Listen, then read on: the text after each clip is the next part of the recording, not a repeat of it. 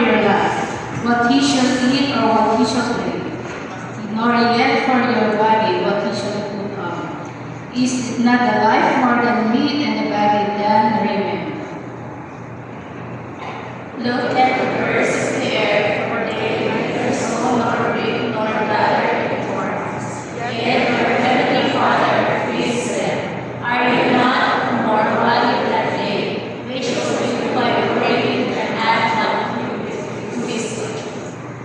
And why take you thought for raiment? Consider the lilies of the field, how they grow, they toil not, neither do they spin.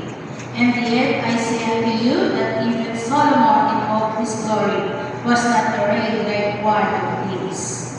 Now if God so clothes the grass of the field, which today is, and tomorrow is thrown into the oven, will He not clothe you, O you of little faith?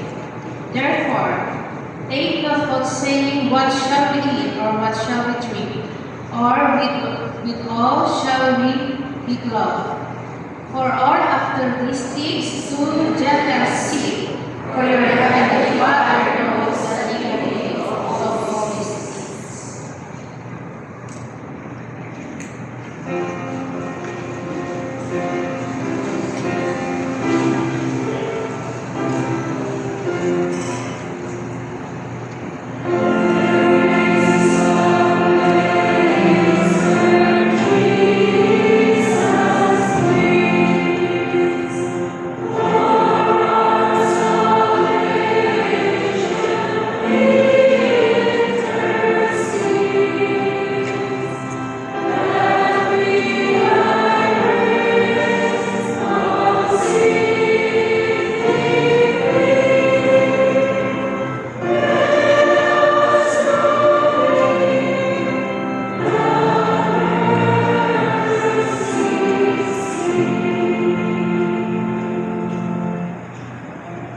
Dakilang Diyos, makapangyarihan ka po sa lahat, aming manlilikha, ang tagapagbigay ang mga pangangailangan sa araw-araw, aming manlubos, at malapit ng dumating lahat.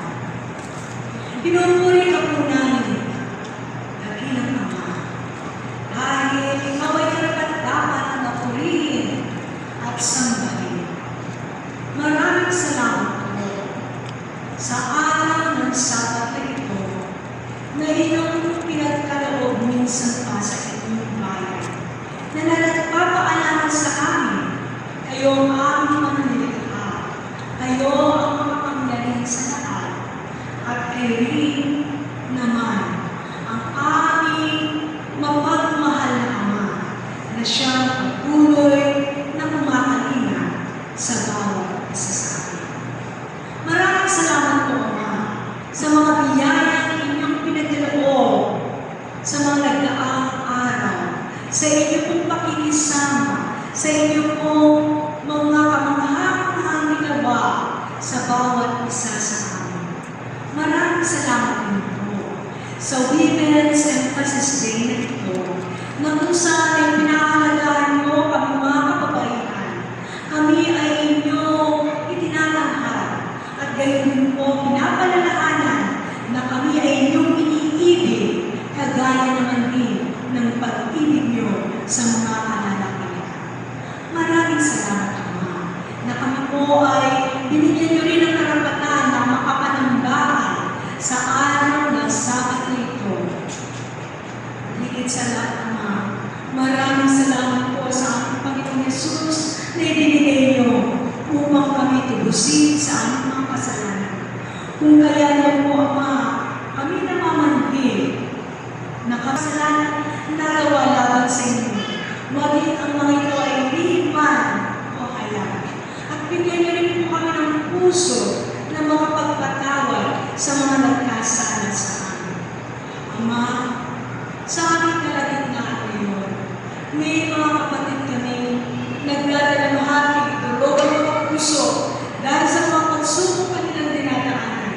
Maging ito man po emosyonal, spiritual, physical, at ganyan din po sa pananalapi. Ang inyong ginawang iunat ang inyong mapagpagaling at mapagpalang kamay. Nang sa kayo ng bawat isa sa amin ay manumbalik ang aming kalusugan sa lahat ng aspeto ng aming mga buhay. Amin pong itinataas ang inyong anak na gagamitin ngayon, si Sister Irene Diaz. Ama, itago nawa siya sa loob ng iyong krus, nang sa gayon ang iyong pangalan ang may taas, hindi ang kanyang sarili. Puspusin siya ng Banal na Espiritu. Mangusap ka po sa kanya, Ama, ng kami na inyong mga mananampahan. Pagkatapos na mapakinggan ang iyong mensahe, kami ay mabago at ito ay aming isabuhay sa aming araw-araw na Kristiyanong pamumuhay. Ama, tanggapin nawa ang aming pananambahan ngayon, maluwalhakin ang iyong pangalan habang kayo ay nananambahan sa Espiritu at katotohanan.